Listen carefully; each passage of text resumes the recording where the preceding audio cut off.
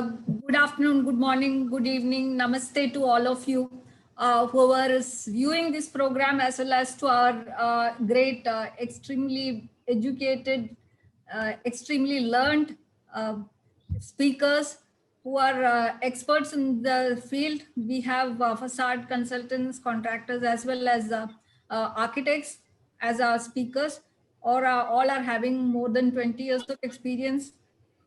They are going to talk about so many things to us on the facade construction, right from the design stage to the completion stage. Without much delay, let me start introducing the speakers. You can see all their profile in our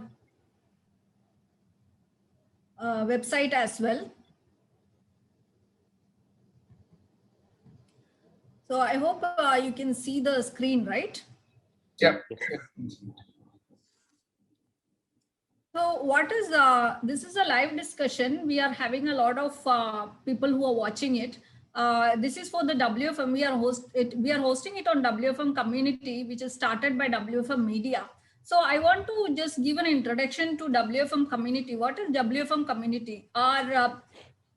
We started it about 6 months back, thinking that, you know, in Corona, there is not much of interaction is there between people, the industry members, the experts. So we started with this WFM community to give a kind of platform for people to come online and ask questions on certain aspects, which is relevant to the construction industry. It could be anything in the construction industry, not just related to facade and fenestration. It could be on any product, any kind of technology or any innovative method. You can just discuss with experts. We have 20 around 20,000 members in our database, so we can definitely connect with somebody relevant. So this is the largest virtual community in India now for facade and fenestration. Our aim is to develop it as the biggest one in the world, to give a kind of professional networking. And it is time to rethink the business strategy with the present situation, connecting brands and influencers. So here is our first speaker, Mr. Prashant Pant. He is Chief Operating Officer from Facade One International. He's got over 20 years of experience, as I said. He's done a lot of iconic projects. He will share his experience to us. He's done a lot of high-rise facades. His interest is on testing facades and keep himself always educated on emerging trends. He's up to date with all the innovations and technologies in the field. So welcome, sir, Mr. Prashant Pant from Facade International. So then we have Mr. Vigneshwar, who is the principal architect from Architecture Plus Value. He's been there with us earlier also. He's a very crusader of green architecture. He is from Chennai. He's been working in this field for many years. He's done his master's from Netherlands and his bachelor's from the famous CEPT University Ahmedabad. He has been extensively working with various kind of projects, right from the small scale to the large scale project. And his interest is also in teaching and imparting knowledge. He's been teaching in various colleges in and around Chennai and Tamil Nadu, giving as a visiting faculty, organizing various programs for students and young architects. Welcome, Mr. Vigneshwar. Thank you. Thank you for the intro, Renu ma'am. So our next speaker is architect Mitu Mathur. Mitu Mathur is very well-known architect. She is from GP Mathur Associate, Gyanpi Mathur, GPM, who've done a lot of projects. If you go to Delhi, the kind of redevelopment which is happening in and around Delhi, that is including Netaji Nagar, Sarojini Nagar redevelopment, huge projects are done by their firm. So she has got a lot of experience, lot of skills, how to deal with projects, how to deal with starting small to large scale projects and such kind of government projects also. So she has got wide experience in all these things. So she'll be speaking about her experience to the audience. She'll be parting her knowledge. Welcome, Mitu.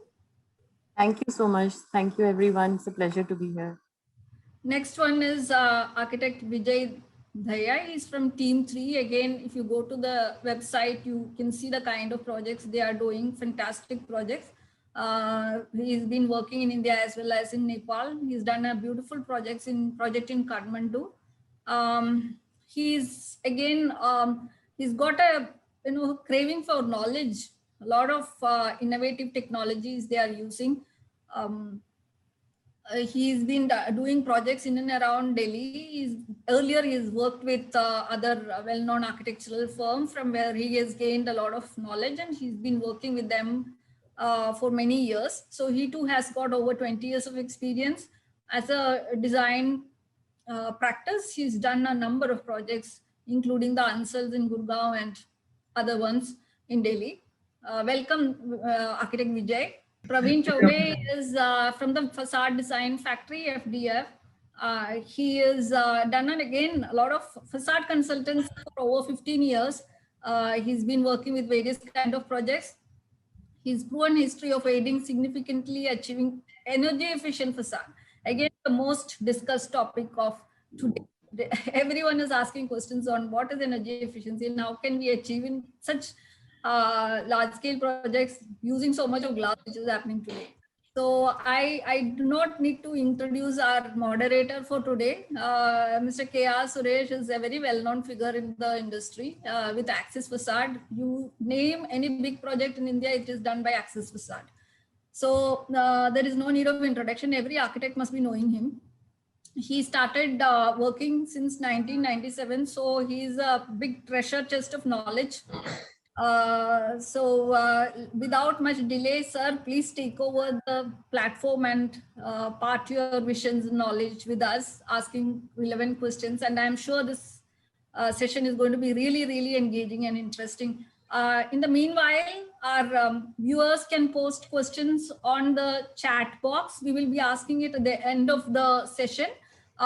Please do stay safe. Please don't get disheartened. I think everything there is at the end of the tunnel, there is always a big light. I hope so. So let's start with the discussion. Facade design and construction, a professional approach from initiation to completion. We will be discussing so many points like sustainability, innovation, latest technologies and solutions, the complexity of facade, considering the design, material and installation.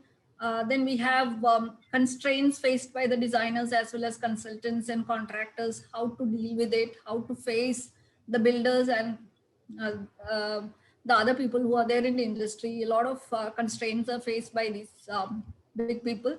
So let them tell us, and I'm sure Suresh will be asking such nice questions. Thank you, sir. Over to you. Thank you, Renu. So I think today's session is more about, basically we are going to talk of what is the in thing of what we require, what information we require. So currently what has happened in the market is because of pandemic and because of the market, because of market condition, everybody is in a catch-22 situation. You do something, you're stuck with something. So it's like a developer, he wants to sell his property, but he wants to make it different from other developers so that he can sell it at a bigger price. So he appoints an architect and tells him or her to make an iconic building. And then that turns out to be over budget. And then you have a contractor whom they squeeze, and then you don't get they start compromising on the materials, compromising on the specifications. And then you have a contractor who executes the job. And then you have a facade consultant who, tells the client, he advocates the client not to use it, but the client doesn't, listen to him because they think they're smart. So then at the end of the day, there's a screw up. And then we have again a facade consultant doing forensic study for the project and then rectifying all the damages which have happened, which is too late. But then that is what the story is all about. But yeah, but today we are basically we are going to talk on, how do we minimize this damage and try to bring awareness in the market. So I would start with the architects first. So we have Vigneshwar, we have Vijay, we have Mitu. So one question which I have basically is that, does a client give you a budget before you start a project? That is one. Before that, I would like to talk about, there are so many innovations which are happening in the market. and it is international. So we have all these people traveling all over the globe and coming up with new ideas, which they pitch to the architect and says, okay, architect, I want you to do something like I've seen in Dubai, or I've seen something in Singapore. I want you to replicate it. I don't care what you do. That's what happens. So I feel that most of the architects budge down under the pressure, but not all. Some of them have their own identity and they design what they feel is right. So I think the first question to all three architects is that, does the client give you a base idea of what he requires, and does he give you a base budget? And does he tell you what he wants, or you come up with ideas? So I think all three of you can answer that question before we start the next question. Anybody? Vijay? Okay, I'll pitch in. I, from my limited experience working with multiple developers all over India, I think we've sort of come across a project to start with where the budget was given. It's sort of assumed that in today's day, whichever year you're designing, that a grade A office building of a similar size would be priced at certain rupees a square feet. And then you do that sort of preliminary allocation to sort of multiple fields like civil structure, MEP, facade, lifts, landscape, all that thing. All those subheads get populated, and you sort of that's where you sort of start off. So whether it's the building is finishing at 3,500, 4,000, 5,000 rupees a square feet, whatever that is. So basically, you start with that. When you do this budget, at times you do this budget before a building plan is made. At times you do it after that. The big difference comes across. A lot of people sort of cost the facade based on the building area, not on the building envelope. So if you do it on the building envelope, I think you're slightly better off than just doing it on rupees per square feet. The client obviously wants it on rupees per square feet because everything is sold at rupees per square feet. Sure. Or rented out or leased out. So I think if you do it on the envelope cost, that's good, because certain proportions of buildings, or if you have a sort of exoskeleton, or if you have cores which are sitting outside the envelope, you think they actually do really sort of wonders to the architecture planning, but suddenly the facade envelope area increases drastically. And a lot of those things have to be accounted for when you do that sort of preliminary costing on a project. And sorry, and what was the second question, Suresh?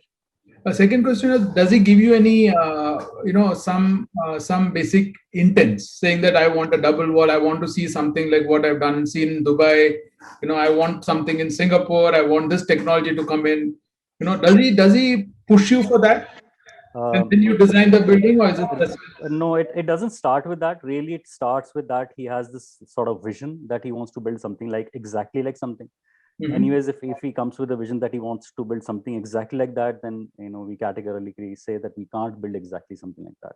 But it really happens. So you basically, all those sort of ideas start sort of coming in once you sort of have done the building facade presentation. Right. That's when the sort of inspirational images or the wish list of the client actually starts coming. Right. But we've rarely seen sort of a situation where the client is dominating or sort of pushing us to make something which he's seen earlier. So there might be small phases of it. Like I remember we doing this sort of a really tall building, and the client on the skin wanted something like that Ned Khan's kinetic sculpture on Marina Bay Sands, the stainless steel one.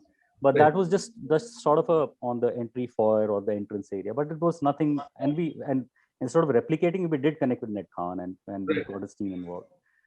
Finally, it didn't happen. But other than that, like these small sort of instances, I don't remember something which was sort of not the massing. Basically, you're saying not the whole building. Even into the detail that it needs to be like that or whatever. And I think very few clients are aware of double skins or single skins. Right. Anyways, very few projects sit into the budget where a double skin can actually come into a project, other than shading, devising, or whatever. Like a fully envelope, like a full sealed envelope, which is a double skin. I think there are rarely a few examples in India, and I don't even think that's the right sort of skin for our tropical climate. Right. Yeah. So that's basically what I've experienced. Right. So does the client, like if you have a building, do you do a simulation and do you come up, or do you work with the energy consultants and come up with a concept based on that? Yeah, so instead of sort of designing a building and then sort of taking it through any green building rating system, something like that, I think we sort of have this in our studio. We always do that. So majority of the buildings would sort of be over 3-star or be hitting 4-star DEHA rating without any sort of specific requirement from the client. It's not very difficult. Your sort of your beams take up a huge amount of area, your columns take up a huge amount of area, the core takes up a huge amount of area. So window wall ratios are defined. And today's day, anyways, you look at SHGCs and U values, and obviously internal reflection, external reflection. So all that categories are anyways built into that sort of.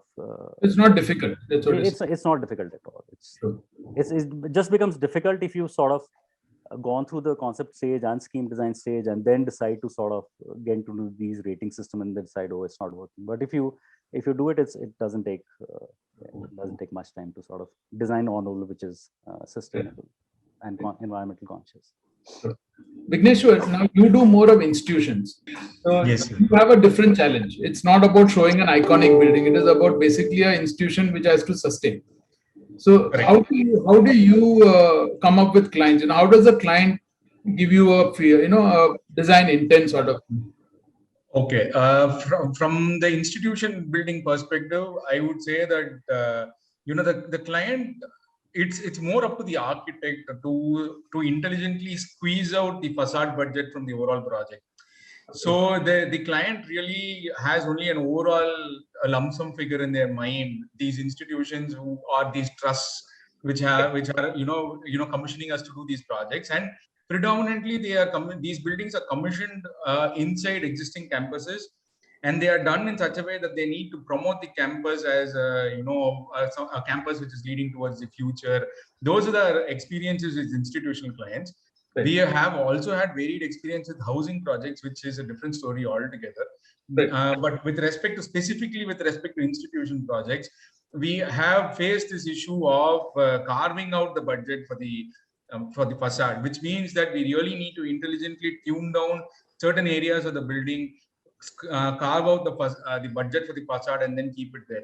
And with respect to the, like you said, the image making or what the client has in mind, that plays a major role in these trusts, because they always come up with an image in their heads that this is exactly what I want it to be. They would have visited a university in China or somewhere in America, and they will say that brick is the only thing which I want. Harvard University has brick. And they would have visited a Chinese university which has full glass, and they will say that exactly I want glass. So then your job as a designer in that perspective is to fine tune that taste which the client has, or to understand exactly what is the core value which they want, right, and make it work according to our climate, to our requirements, to our budget, and to make it in such a way that it is viable to construct, number one, with the existing budgeting with respect to the materials available readily for us. Second thing, to make sure that it offers proper comfort for the occupants inside the building. And third thing is to not lose the soul of the building by trying to copy something else. So it is, you should not copy, rather you should transform it to this particular context. This has been our experience with respect to institution category.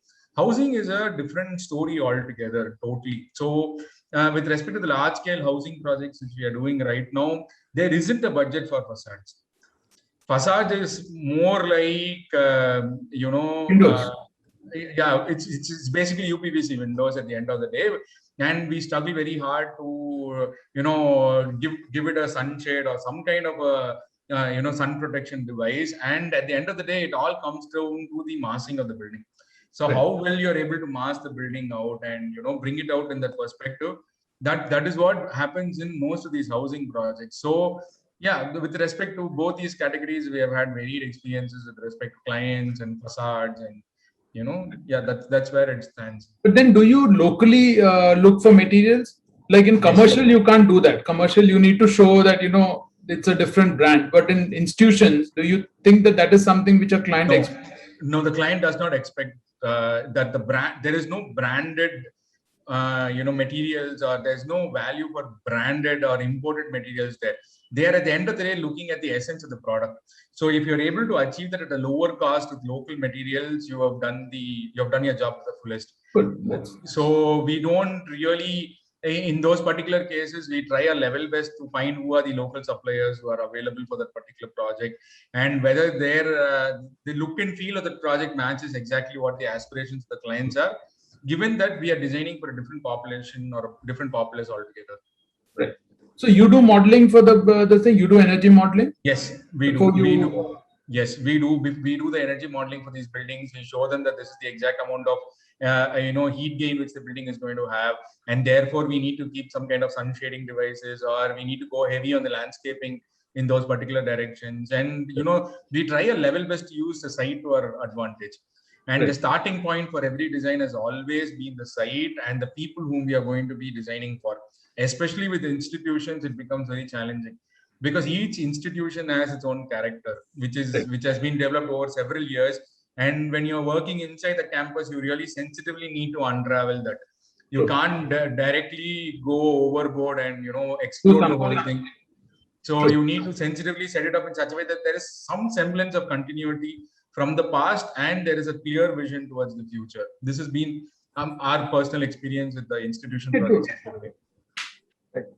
Mitu, you have been doing government projects. You have been doing more of government projects. So what is your experience in terms? It's a totally different thing from what Vijay gets. Vijay gets a client who tells, I want a brand. For government, it is like, I want my DSR item. It should be in the DSR item. So what is your experience in that?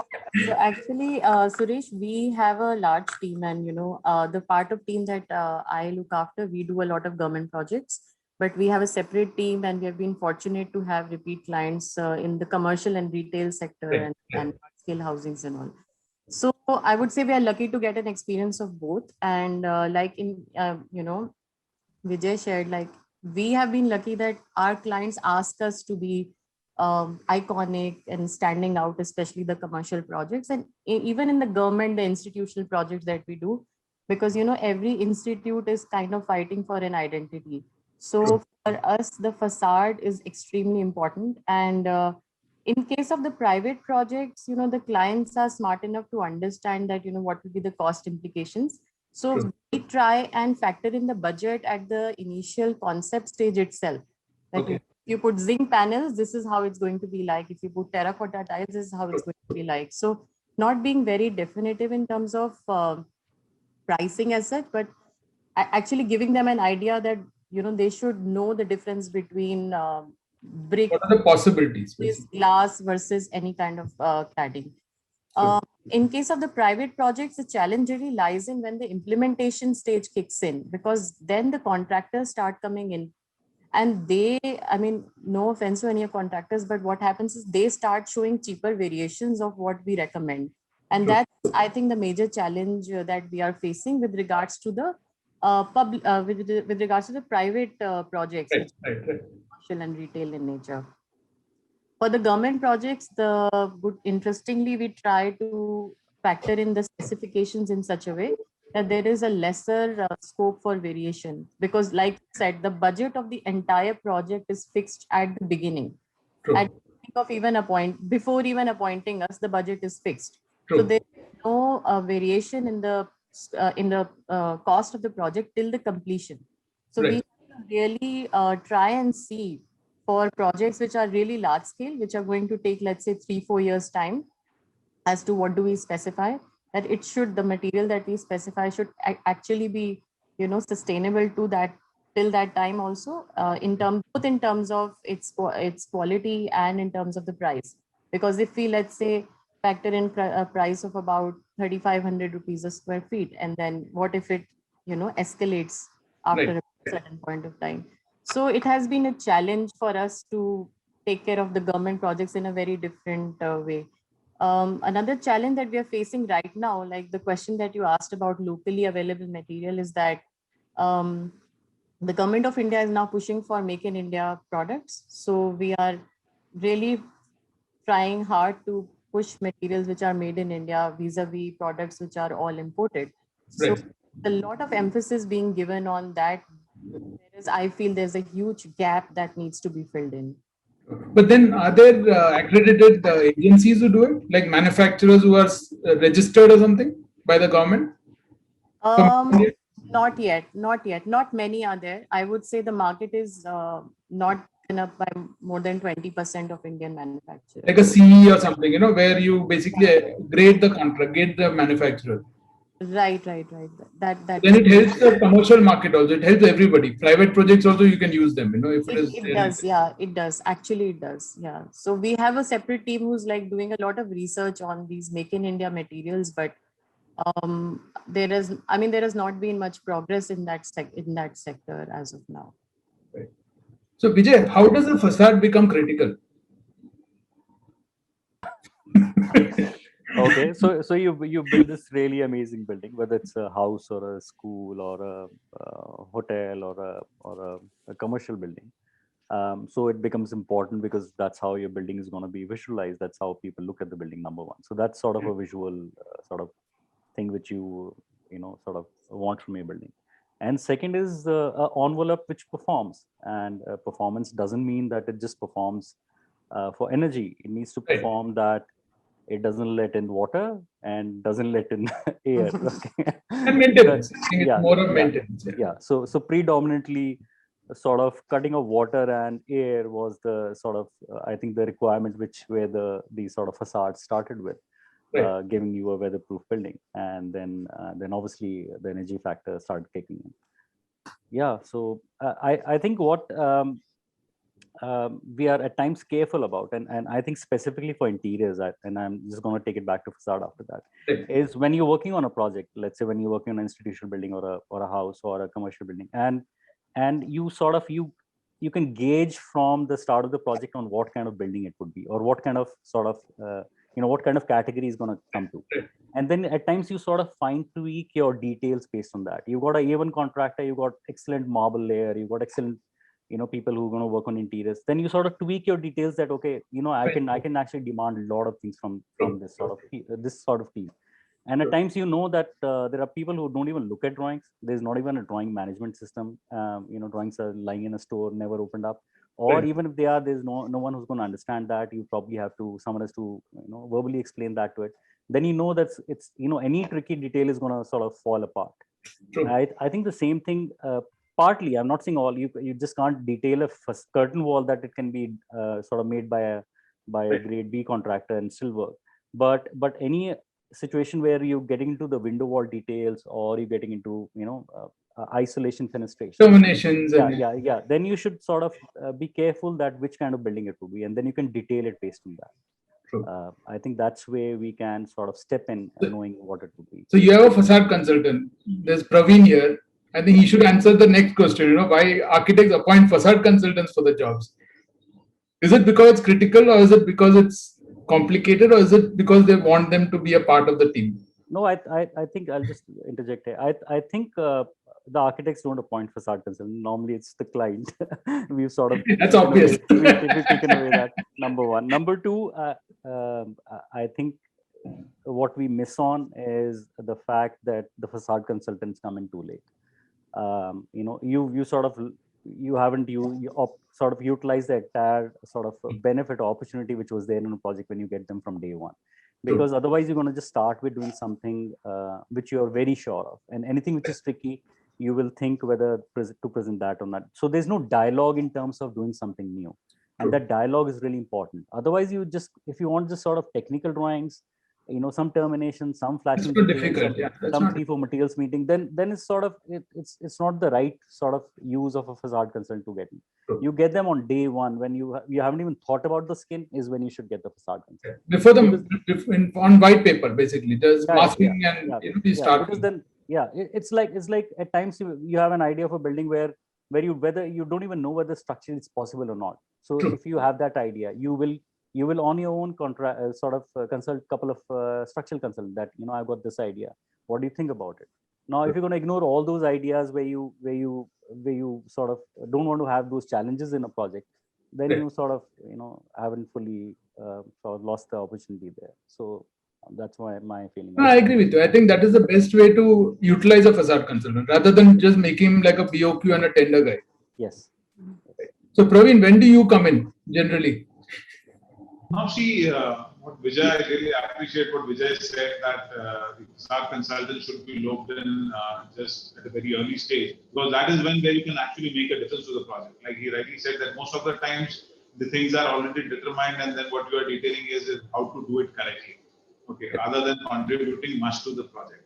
But then there are scenarios when we have projects on hand which we are being you can say appointed much at an early stage, and we are contributing much to the structure. We are contributing to even the geometry of the project. There are projects where it's a completely twisted building, and the floor plans are even determined by us. Okay, based on the facade, the floor plans are now getting determined. So it again depends on what stage we loop in. In early stages, earlier the better. We can contribute much to the project. Otherwise, it's more of a process that we follow. But Praveen, don't you think it is a beneficial to a developer or client also? Because they will save a lot of money by just having the team set. Like you have an architect, structural consultant, MEP guy, the facade guy, everybody together. They can save him more money than an architect visualizing something, scared of not doing something because he doesn't have the team set, and then you basically end up not having a interesting building or not having something very innovative. Because you don't want to do research on it. Yeah. Because most of the times when we come into picture now, so then we start telling the client that window wall is more expensive than a continuous glazing. So instead of doing this, you have more interfaces coming up in the building. A classic example, we are just doing a building right now. So when we got the drawings from the client, these were more of a window wall glazing, and doing a window wall glazing in Bombay with so much of concrete and glass interface. So it's a disaster. So you have more junctions, you have more water leakage coming in. Rather than doing a straight building, your cost comes down. Okay, your bracketing costs are down, your aluminum consumption costs are down. The building looks the same. You only add you have an elevational feature added to it. So now sometimes clients do understand it, but then many times it is too late for us to come into picture and then help the client. Right. I can give an example of this. Yeah. Sorry, but recently we finished a very interesting project for CPWD. It was an LGSF structure, the light gauge steel frame structure, wherein as per the specifications, the facade was specified as terracotta tiles. Now, LGSF structure cannot per se take load of the terracotta tiles. So because there was no interaction with respect to how the facade is going to be put onto the structure, right, no calculation of load that the facade component would affect onto the main structure. So there was a major cost implication to the project, wherein another substructure had to be added to take care of the tiles onto the facade. So that's the kind of misses that happen once that dialogue, like I said, that there has to be a dialogue between what facade, why, the structure, the architecture, the indoor quality, everything has to go in sync with each other, so that when the time is right to put in the facade, you don't have those questions in place. Yeah, it's a right way to do it. It's like a teamwork, basically. Right. Yeah. Prashant, this next question is to you. How do you come in? When do you come in, and how do you come in projects? Does the client call you, or do you just get into an architect and you tell him this is a complicated detail, I'll have to do the job? Is it something like that? Suresh, just to answer your first question, I'd like to first say something about the budget part you said, right? Yeah. You asked everybody about the budget part. I think while doing a facade, the clients should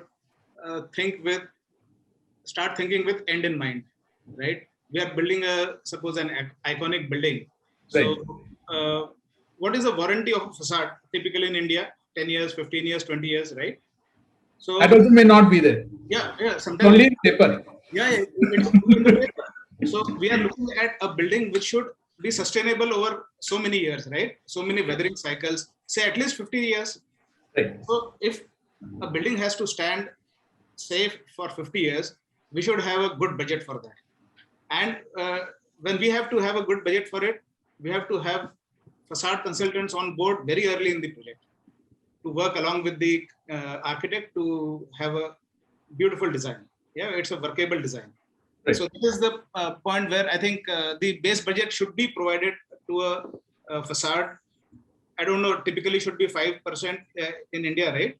But if it is slightly exceeding, say 5% or 6% of the total project value, I think the client will have a good sustainable facade for 10 years. Now, the second question, your question is when the fabricators and the installers come in picture, right? Right. So usually it's too late. So facade consultant also comes late only. So now the contractor also comes late. So then when does the project get over? Yeah. Who is the last one to come? The facade contractor, in fact, the facade is last in the supply chain in a civil structure, right? Most of the times the client would want to have just a warm shell and they would lease it out or sell it. So in this scenario, the last thing to happen on the project is the facade. When most of the budget is over, most of the timeline is done, and the project is on a time overrun. So I think to have a very good facade, a performing facade on the building, the contractor and the consultant should come very early, at least after inception. I think immediately after inception of design, right? When the architects have a base idea of the project, yeah, along with the client, that is the time when the consultant and the contractor should be in. But do you think the contractors right now in India, they've got good design teams and they can do complex facades? I'll answer this question the other way around, Suresh. There are many system companies now in India, yeah, who have expertise in doing system designs.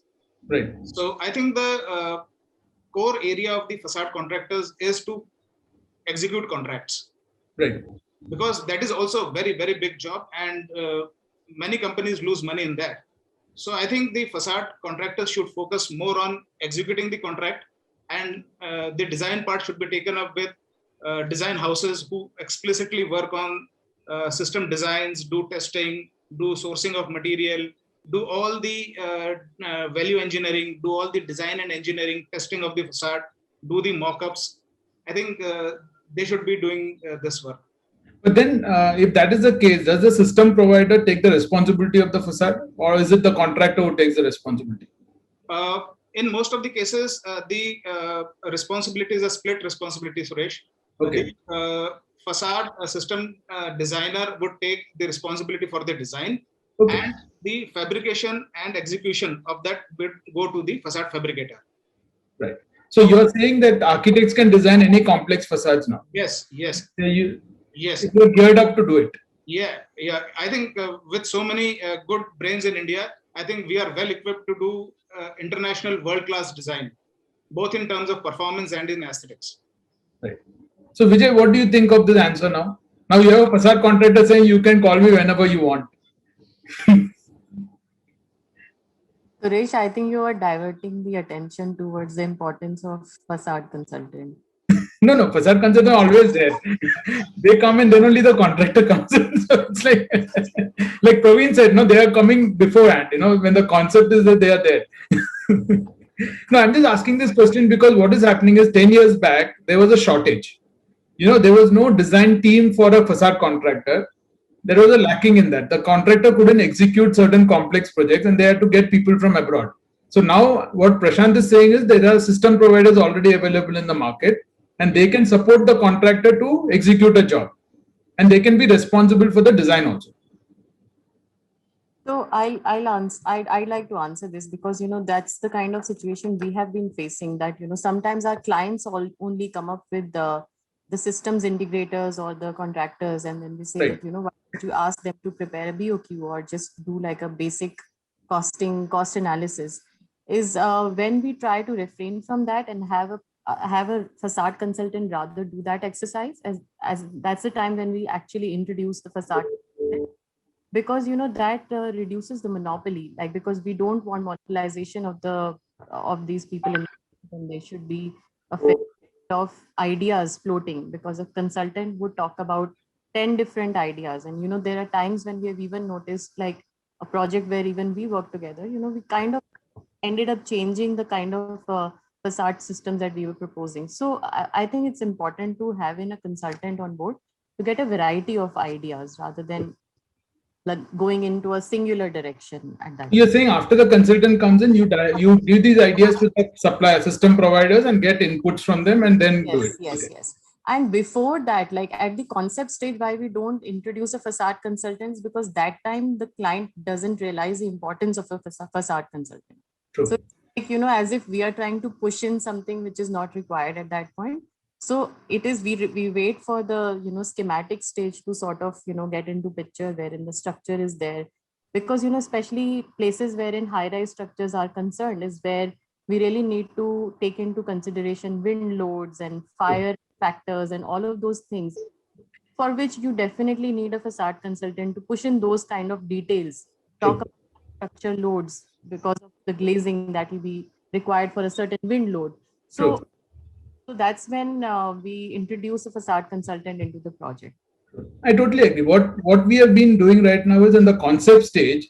What we have started doing is budget, a preliminary budget in the concept stage itself, so the client understands where is he going, you know, where is he heading to, rather than market the building and then try to reduce the budget, which becomes very strange in terms of, you know, everybody is facing the same problem.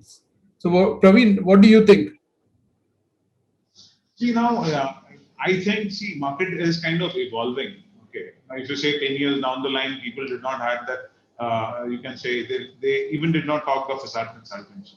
But now, with due course of time, like Neetu rightly said, as of now, the facade consultants are not getting involved. Maybe at the concept stage, but later on, people are getting that. So it's still a 50-50 stage. It's just something like a landscape consultant. If you still ask most of the developers or a lighting consultant, most of the developers are very much, you can say, willing to opt for those options also.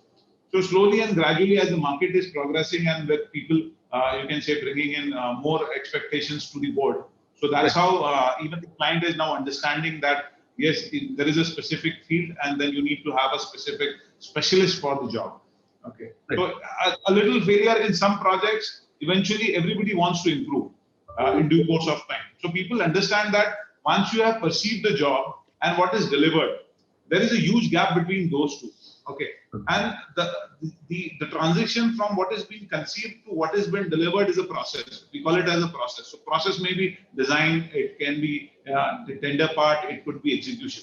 So to get this process right, you need to have the right people on board, and then you need to it could be anything. It could be even the structural design. It could be the interface details. It could be even a small step on the flooring. It could be a drainage of the balconies. So I feel that when the facade consultant comes on board, he brings in much more value to the project at an early stage than just rather than doing a detailing of specific details and you can say jam detail or cell detail. Right. And I'll add to this, you know, because facade is not only glazing. It has got everything. It's got stone, it's got GFRs, any material on the building envelope. So I think as a system provider, they are focused more on their item. You know, like a glazing, maybe only curtain wall or windows. A stone guy will do only a tile or a stone. So I think a facade consultant is required for that. I think Praveen, you're required for that in terms of integrating everything and giving the client a budget and everything together. You know, so I think that is one possibility. To correct the process, you need to have somebody to hold your hand and take it through the process. So I agree with me too. You need a facade consultant. So Vignesh, what do you think about this? You know, in institutional buildings, do you face the same dilemma? Frankly speaking, the consultancy fees don't keep a scope for a facade consultant in institution projects. That has been our experience with private institutions, right, specifically, and these are like well-known brands of private engineering colleges and schools in South India, Chennai especially. Right. So it comes onto our shoulders, and we are forced to rely on really good contractors. True. So really good contractors who have the the experience of doing these kind of complex facades. For example, we wanted a very unique kind of a facade for a school building which is on a large radial road in Chennai. So for that, we had to go through the vendor to be able to source that particular consultant or contractor rather. So the contractor was the one who was doing the shop drawings. He was the one who was, looking at whether the structural safety of that particular facade is taken care of and designing the internal members structurally and joining with respect to the civil work and all that. So our job was primarily to sit back and say, this is the exact output which we want, and to set that this is the final vision which we have for the project, and leave the detailing aspects to them. This has been our experience with respect to dealing with facade contractors and such. But going forward, I want to be able to understand and explore on a larger format, like in a commercial project or on an IT park which we're doing right now, how we can integrate facade consultants and what level to be bringing in. Then I will frankly say that I require a lot more experience in terms of working with the facade consultant. Right. As of now, we've been doing the visualizing part. We give the vision for the project, and the contractors come on board at the execution level, and the minor detailing takes place there, and there are some fine tunings which happen at that level. Right. So this is what has been happening with respect to, and this is the case with a lot of architects in Chennai also, from my experience. So specific facade consultants are employed specifically only when there is a large project with which a commercial, like a grade A office space, and those projects are given the current pandemic situation on a very slow track right now. Right. But what I've found is, when there is no consultant, there is no facade engineer in place, then the calculations are not checked, because an architect can't check a design calculation of a facade. So then it only becomes architectural intent is checked in a drawing, and the contractor does whatever he wants. So there is somebody who can, get in between and say, okay, this is the right way or not the right way. You're over designing it or you're under designing it. That's perfectly true. That's perfectly true. And I completely agree with the fact that a facade design consultant has to be in place. But what I don't understand is that, are these consultants, I mean, I frankly haven't had too much of exposure to them. Are these consultants also contractors? Or they executed? No, they are only consultants. They are only design consultants. Like there are system providers, there are contractors, and there are facade consultants who do specifications, who work with the architects to produce a document which can be floated in the market. Understood. So I think what is happening is your type of work, like institutions, it is more of a modular style. In terms of it is a modular that the contractor already knows what to do. So you don't need anybody to. Not really. When you really don't want to do when you don't want to follow the beaten path, and you want to try something new, definitely the contractors struggle a lot. At that point in time, what we have been finding is that we are able to locate specialist contractors who have experience in doing these kind of things. So it's more of a hand-me-down kind of a knowledge rather than a specific knowledge which we have been dealing with. So I definitely need to explore the concept of a facade consultant and bring them into the picture in upcoming projects, at least oncoming projects at least. Prashant? Yeah. You want to say something? Yeah, I would love to say. Congratulations, Suresh, that he convinced at least. Ramesh, there is one more option for you. There are system houses in India who have hundreds of years of cumulative experience in facade design. So one option is to approach these system houses who can work with you, design based on your taste, bespoke facade systems, which would be with glass or any material, and pipelines. Suppose You should say it should be vetted by the facade consultant. Yes, and vetted by a facade consultant. Yes. Proof checking would be by a facade consultant. No, but I think it's a team effort. I think you need a system provider, you need a contractor, you need a facade consultant, you need a client, you need everybody to team up. It's a teamwork. So I would say that. And any building, in terms of materials also, a contractor, they have there are different types of contractors in the industry now. So no contractor is doing everything. They're not doing the complete building envelope. So everybody is specialized in their own core thing, So you need somebody who can integrate everything. Like architect conceptualizes it, but then you need somebody who can integrate it into a detail. So I think that is yeah. I agree with that part completely, and it definitely needs to take that next leap. But also the owners also to a large extent with respect to institutions lies the clients. Right. So the clients, they need to be completely convinced that the requirement for their large consulting team to be in place. So right now it is structure MEP architect, end of story. So Right. that is all consultants are there. So probably there'll be a Vastu guy somewhere. So besides this, we really need to educate the importance of an acoustic consultant and the importance of a facade consultant, a lighting consultant. True. So Right. these army of consultants to be bringing in the projects also need to be of that particular scale and volume. I just want to understand what are the typologies of projects which usually facade consultants deal with? Are they largely IT parks? Anything. Hospital Anything. Even a modular home. Okay, so Mostly, to answer your question, mostly commercial projects, I would say, because wherein the complexity is there in terms of different materials coming together and high-rise structures, I would say. But I kind of agree. Cultural buildings, cultural buildings. Yeah, Any on institutional projects which have a fixed budget where, the consultants are appointed by us, that's we try to, cut short on that also. Like we also do what. It's But obvious. It's obvious. It's yeah, everybody has to. nature of the project allows for, we emphasize upon our clients to have a facade consultant on board. Now to all the Yeah, architects. I think Suresh, I'll just add to that.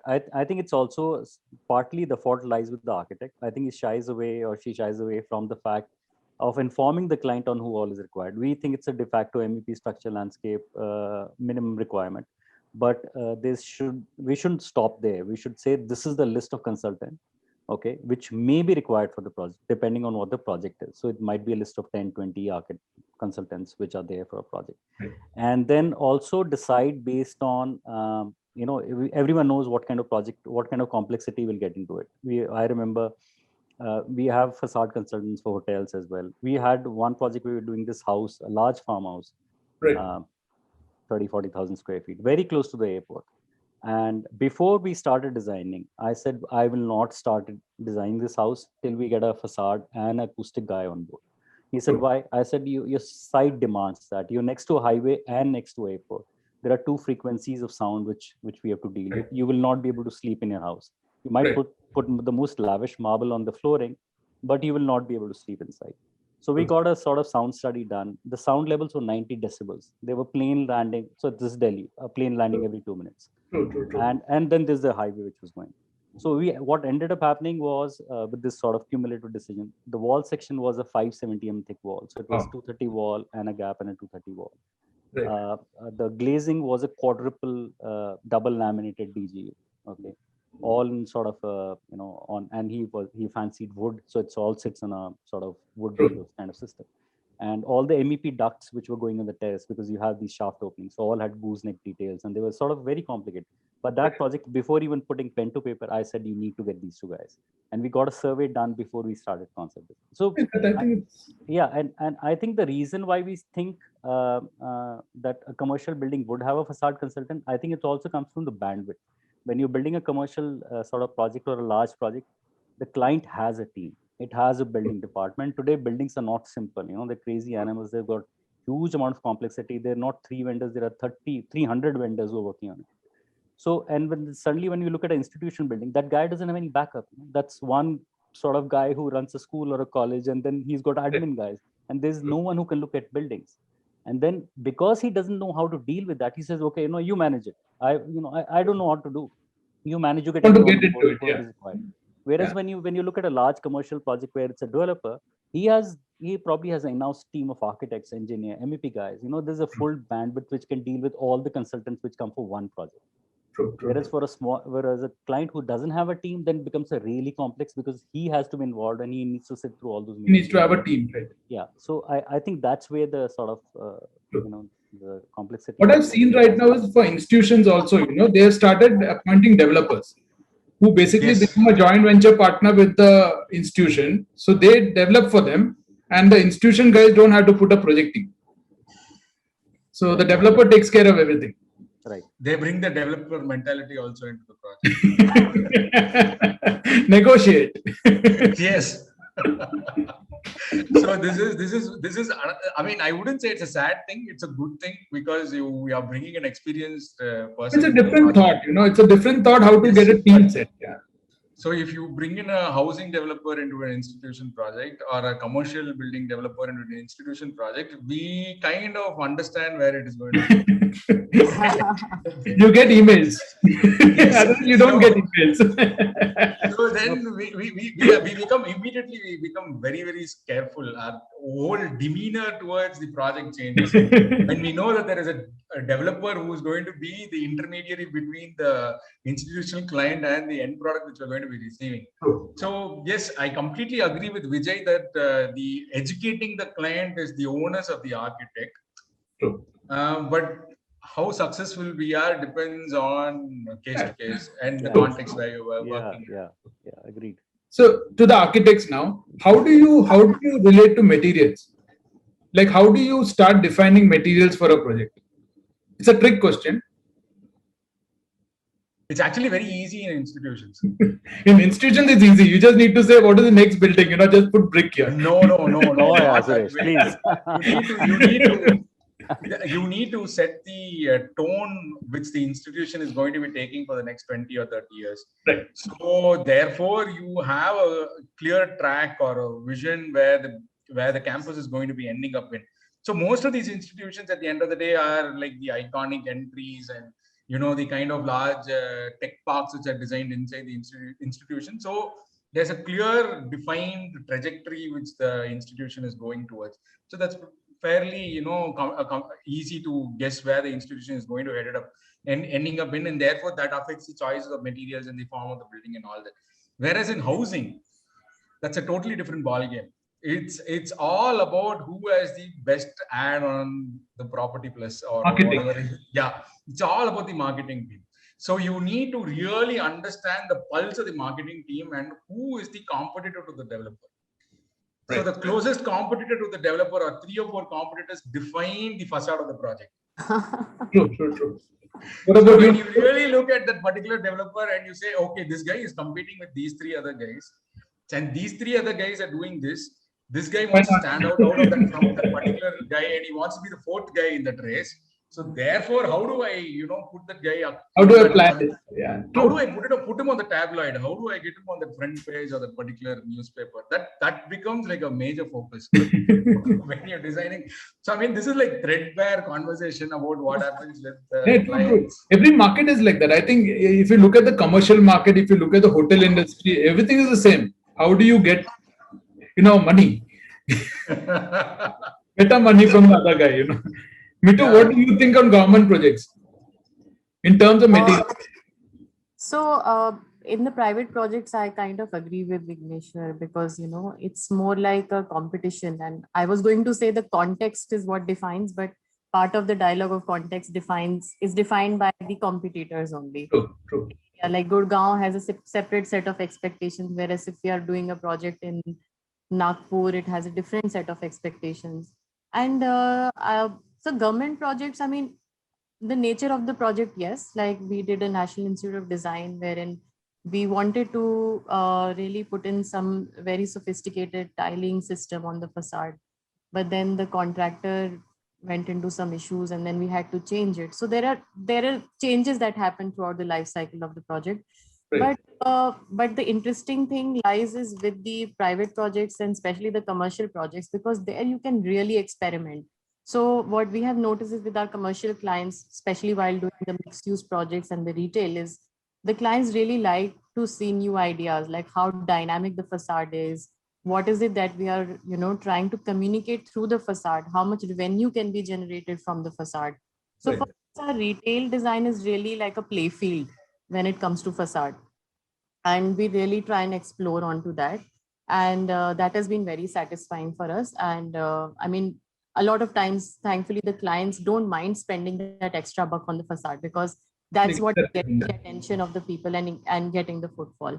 For government projects, it has been the cost of the project. That is the prime deriving factor because we tend to have a little more safety cushion when it comes to government projects because, we know that the project is conceptualized now, then we will make a tender. And by the time the stage comes when the facade is put on to the building, tab tak matlab it will be, like too late for, the prices and the specifications to be sustained at that time. So Right. we leave a little bit of cushion and little bit of margin so that, some flexibility is there. So what we try and do is like, we try to add like 3-4 types of materials into the BOQs so that there is flexibility, because you cannot add an item in the tender at a later. It's a whole different ball game, which we have learned through our experience, that how to keep a safety cushion while the execution process is going on at site. So do you keep a 30% contingency in the budget? 30% is a lot. No.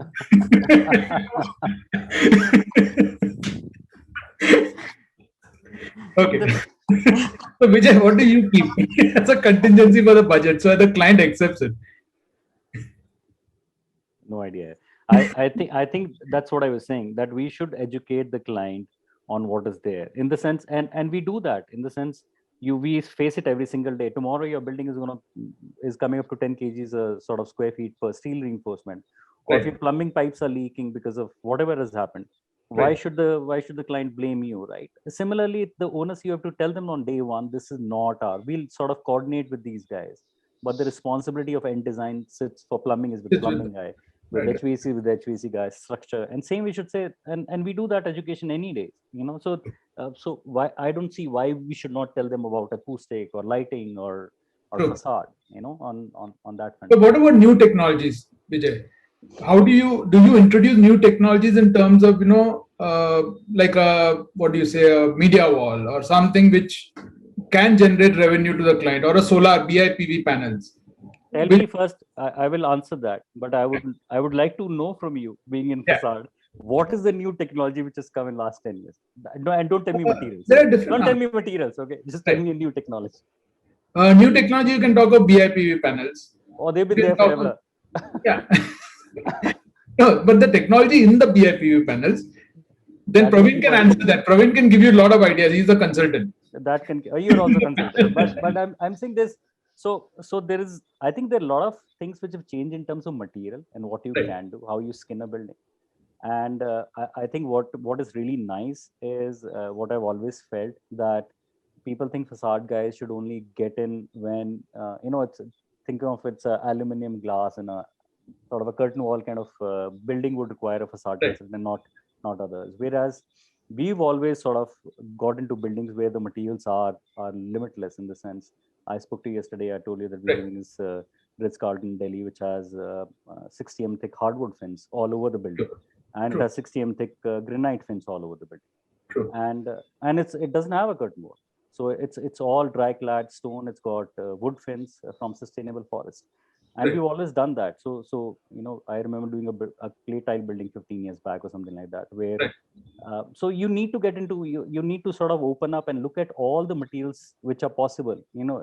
I don't see why you should not get a facade consultant when you want to do exposed brick building, because today you're not going to do exposed brick building on sort of in a masonry. You're going to do half-an anchors, and you're going to Yes, you have suspend it. technologies. You have systems which are there. Yeah, so I don't see why you would not use any kind of material and sort of detail out with a professional consultant.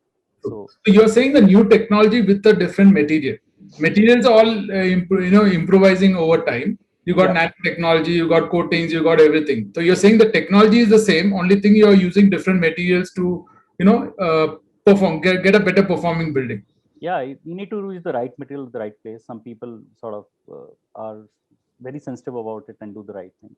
And it's like this endless use of curtain all over the building, and at times the curtain is going to leak, is going to drip, is going to It's going to stain. is going to stain the sidewalk, and people just think they don't need a gutter around it at times. And but luckily, and we don't have $1 billion lawsuits on architects in India. We get away with whatever. So Because you won't have architects here. You'll know everybody will shift to Dubai or somewhere. Yeah. Otherwise, every single specification, from a sealant to everything becomes so critical. True. We get away with a lot of sort of True. Good. bad work here. That was nice. I would like to have everybody's last talk. Last three words on facade. Good, bad, ugly. What? Anything which you feel as an architect you should talk when you hear the client saying we are having a facade in the building. What do you say? You can say wow also.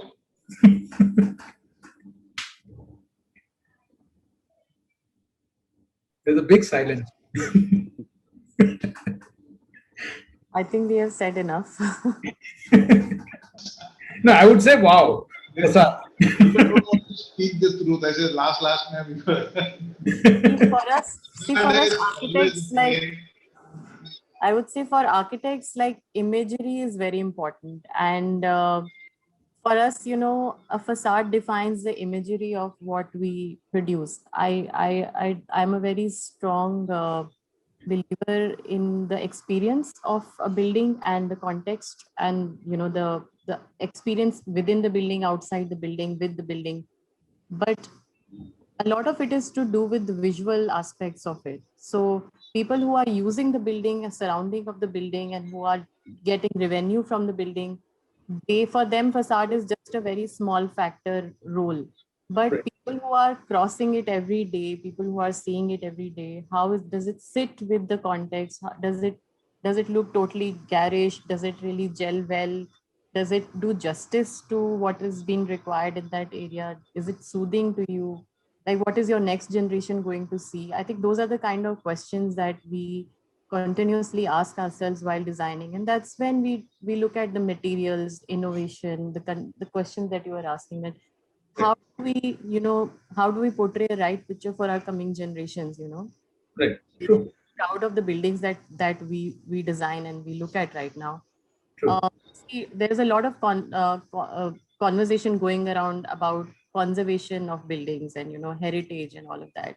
I agree with all of that dialogue that we should preserve old buildings the way they are, but one should also think about bringing in newness and how the balance that should be done, especially in cities like Delhi and Mumbai, which have a lot of heritage also to take, because once we live in a globalized scenario, and one should feel proud of where they are, rather than saying कि Singapore में बहुत अच्छा है, Europe में बहुत अच्छा है, America में बहुत अच्छा है. We should be thinking we can really make our buildings stand out to that international level. I'm not asking us to go Zaha Hadid all the way, but at least do some more pushing the boundary, like Vijay said, educate the client, get the right people on board in the beginning, incorporate the lighting ideas in place, incorporate the landscape with the facade. There can be so many things that can be done with the facade. So you're saying you get the opportunities. Are you getting the opportunity from the client as an architect? Now, yes, for the past 3 years, I've been seeing a change in the thought process. The clients are now agreeing to new ideas. They want to see new things. But before that, there was a lot of, especially in the government, it was very difficult.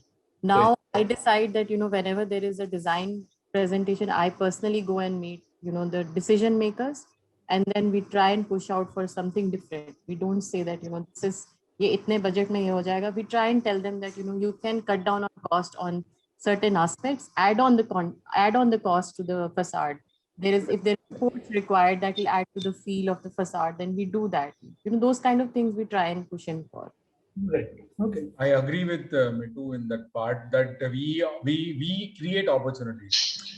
We are not always presented with opportunities with respect to facade design. We, as an architect, we consider it as part of our very important moral responsibility to create the opportunity of creating that facade, which talks about the story of the building, which relates to the people around, and which makes an experience for the city itself as an overall part. So it's our role as a professional dealing with the city to be able to, it's a privilege given to us to be able to present that building in a particular way to people and ensure that the building functions in the best possible way. So yes, it's all about creating those opportunities and utilizing them to the fullest possible extent. It's a chance, basically. Yeah, it's a chance.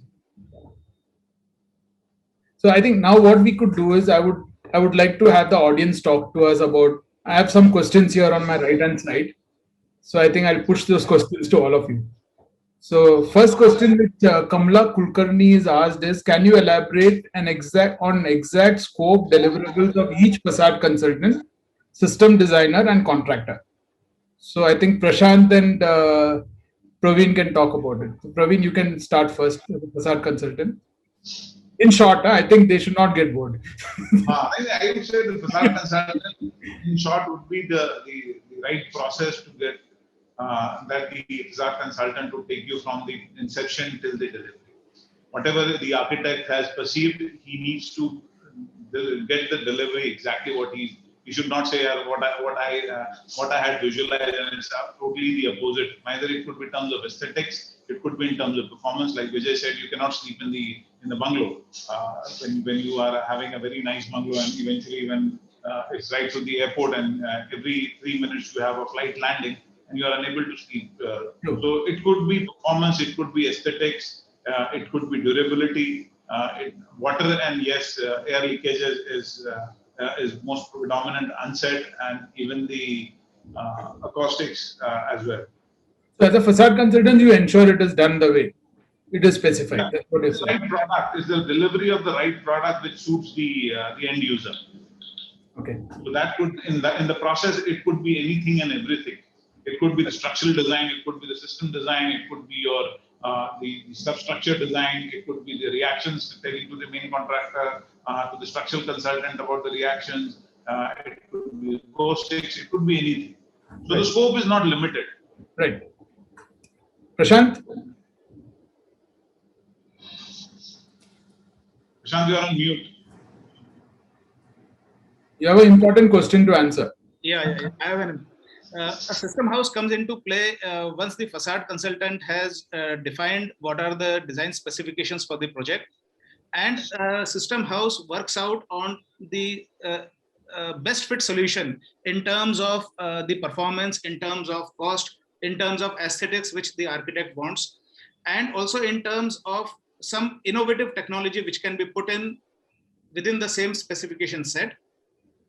Also, I think the system house will be able to add much more value to make the facade a future ready facade. Possibly we are looking at the facade from only 10 years horizon, but once it is installed, it might want to stay there for 50 years. So a system house will be in a position to give you a solution which will be sustainable there for next 50 years. I think that is a very major responsibility of a facade system company. And what about a contractor? You need to speak on them also. You've got the experience of 20 years. See, the contractors, I think we have to give them sufficient time and money to deliver. No, what is the scope? What do they do? That is what she's asking. Okay, the scope of the contractor would be based on the specifications made by the facade consultant and the system proposed by the system house. The work scope of the facade contractor is to procure the material, fabricate it, and deliver on time with correct specification on site installation. Okay, and the system provider takes the responsibility of the quality? Yeah, quality and the performance on site as well. Yeah, okay. Though the contractual liability comes on to the facade contractor, the whole engineering and the quality during fabrication and erection also partly falls onto the system house. Okay. Next question is to the architects. From Satyam Malik, he's asking, what is the future of metal facade in India, like copper, zinc? They are more durable. It can be used. It can be used into complex or detailed structure. We will have more awareness on what other sustainable options are there. Will we have?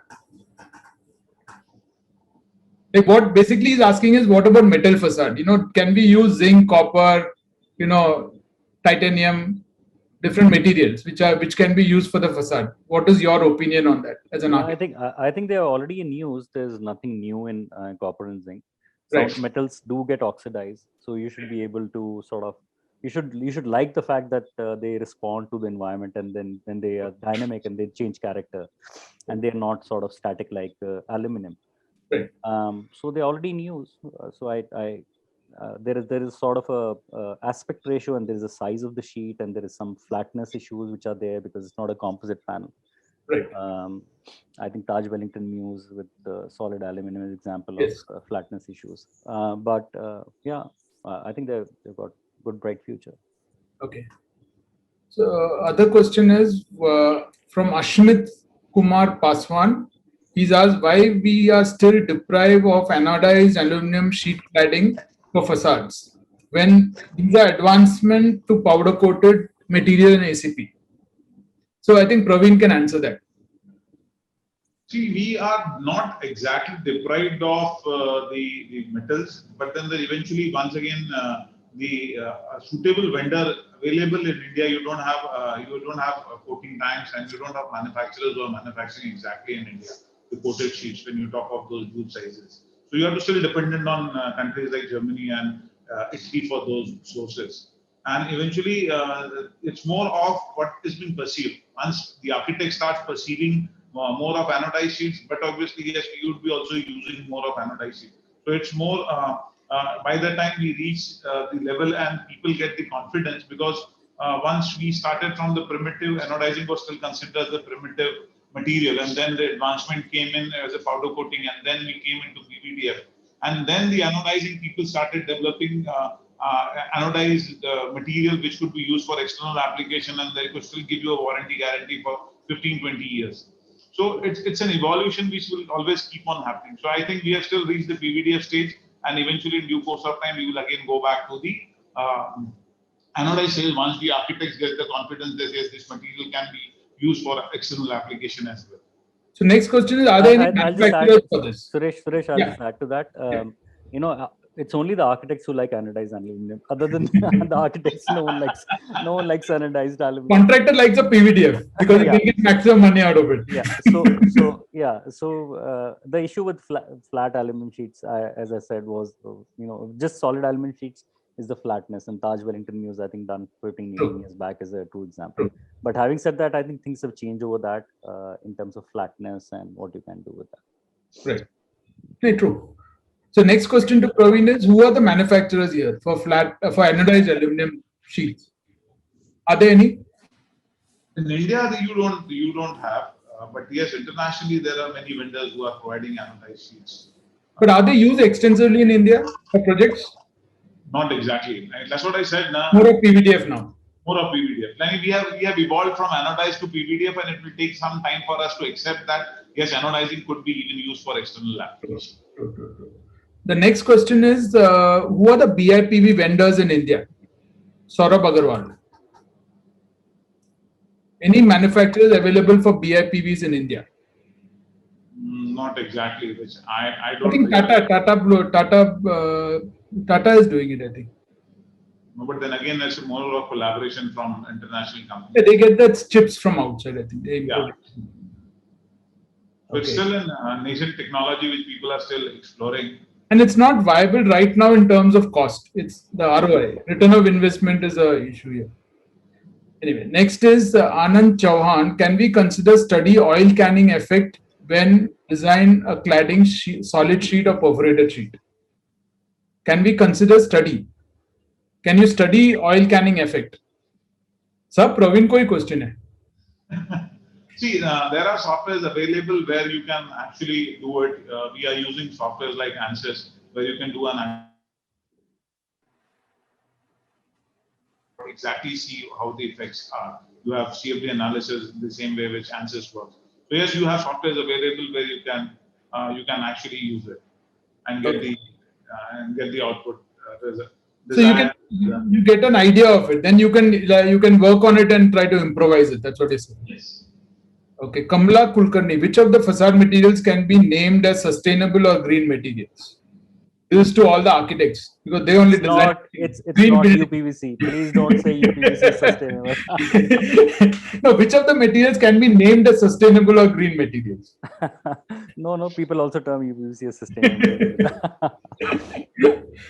So this is one question. And yeah, so anything which is recyclable in a way is sustainable, though some of them have inherent sort of manufacturing issues in terms of the CO2 they consume. In terms of aluminum is a true example, but anything which is easily recyclable is a good sustainable material. Even wood is, you get wood from sustainable forest, you get acetylated wood from Akoya, grows up in 2 Yeah. years. True. With special coatings that can last 25 years. I think that's sort of future of a lot of the building material sits in True. wooden. Yeah. And a lot of our local materials, like a lot of vendors have started making terracotta tiles, and locally available materials can also be looked at. Like a lot of innovation done by very small vendors in clay and in brick, True. wood also to a great extent. But I think when we look at green building rating is where the certification that we were talking about earlier, a lot of these indigenous materials don't have a certification process in place. So Right. that's where the clash lies sometimes. No, but what if you don't want a LEED certification? What if you want it just as a green? I mean, there are a lot of our Yeah. clients who don't want a certification at all. I mean, unless there are extra FAR, which True. they get out of it, True. not people really want it. So that's when we try and propose GRC jalis or GRC or other materials which can be easily made very close to the site, easily transported. I think that's also, I mean, a good sustainable material can, certified on paper is coming all the way from Germany or Doesn't Vietnam. make sense. Yeah, true. That, to my understanding, is not. It's That's, good for LEED certification in Germany, not for India. yeah. True. Okay. Yes, I think both of them have nailed it, and it depends on how you define sustainability. That is the fundamental aspect. So if you define sustainability as something which fetches you points in the rating system, then it's a totally different ballgame. Whereas looking at what is actually sustainable. Now, sustainability comes into 2 or 3 different aspects. So first is with respect to the life cycle of the project, which is what Vijay had touched upon, which depends on recycling and all the other aspects. Next is the usage aspect on a day-to-day basis, whether the material is doing justice to the occupants inside the building, and the most important third aspect is the process of how it is produced, how it is transported, where it is produced, and how it is brought onto site. So these are the general aspects when you're looking at the project. And I think if you're working in India and working on the kind of projects most of us are mostly involved in, it completely comes down to the grassroots of how you define sustainability and the basic definition of what is sustainable, and not going blindly based on a rating system. That is what I would look into the basic roots of what is sustainability itself before answering that question per se. Then you're stuck with rating. No, in the end of the day, if you want to sell a building, you can't sell with your own rating. It has to be a LEED rating. That's what the LEED rating and other things are mostly done by developers who are getting benefits out of them. So they are still not too popular unless and until enforced upon by the government per se. So then it depends on the architect's definition of sustainability when there is no rating system. That is when it becomes very important to have a clear notion of what is sustainable in the first place. I agree. I totally agree. I think we'll end the session. Thank you all. I would hand over to Renu now. She can do that. She can end the session. Thank you so much. Thank you so much for such a wonderful, I think this is one of the best sessions we ever had, combining all these people, architects, both system designer as well as system contract consultant as well as facade consultant, right? People won't know the meaning of a facade consultant or a system consultant in many of the cities in India, I'm sure about it. And I know that where small cities, the contractor is the king. He becomes the architect, he becomes the consultant, right? Even for a house, nobody goes to an architect in smaller cities, though the projects are really big. So thank you so much, Suresh sir, for managing and making this session so interesting. Really, really good question. I am sure we'll be getting another 100 questions when we put it on the social media. Within this time, we have got at least, I think, 10 to 15 questions now. So thank you so much. We will be forwarding all these questions to architects and consultants. Please answer them and we will share it with our audience later. Thank you very much for making this session so interesting. Thank you so much. We will continue with another session probably on the same topic. The relationship, I mean, how can you differentiate each one's job and where You Whose can responsibility? the proper, yeah. Whose line is it anyway? Yes. Then you should get a client also, you know, then circle. Yes, I was going to say that. we should Seriously, get a seriously, class. This one is wrong. Okay, you have okay, this is facade consultant. I think most people in terms of facade, it would be the facade consultant. Thank you very much. Thank you so Thanks much. all. Thank you, everybody. Thank you all. Thank you. you. Bye-bye. Thank you. Bye. Bye. Thank you. Thank you. Bye. Stay Stay safe. safe. Thank you. Stay safe and stay good. Thank you.